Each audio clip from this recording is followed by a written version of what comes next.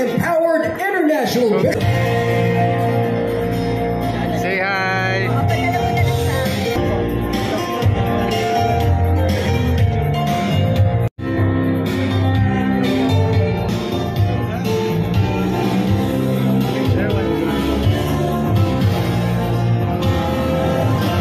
Thank you, Miss Jennifer.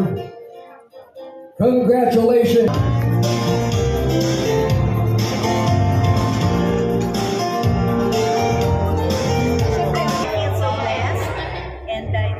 Privilege. Maraming salamat sa lahat ng bumubuo ng Gawad ng Filipino Awards. Isang malaking karangalan. Actually, bonus pa dahil dalawa yung awards na binigay nila sa akin itong gabi.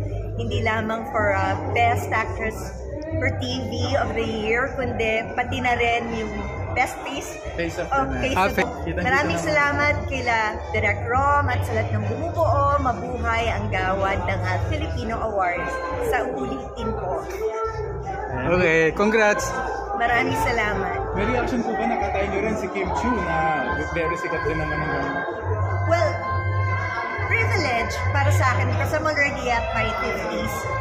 So, still you're in the game. If they still consider me, then it's a big blessing. But everything that I have received tonight, especially itong mga karangalan ito, ay itinataas ko sa buong may kapal at hinahandog ko sa lahat ng mga mahal sa buhay, yung mga yumauna at yung mga naririto pa rin at sa aking mga tagahanga, mga walang sawang sumusuporta sa akin sa Pilipinas at hindi lamang dito sa Pilipinas kundi sa mundo. Maraming salamat sa inyo. Wala ako dito kundi dahil sa inyo. Speaking of congratulations, Lilet Matias is doing well. Ang taas pa ng Maraming salamat. And to my cousin who's actually in Turkey right now, I will be seeing you soon. Maraming salamat sa stylist ko si Zia and sa aking makeup artist si Che, si Tutsi Che. Pati na rin yung nag-hair sa akin kanina, si Ruben. Thank you very much.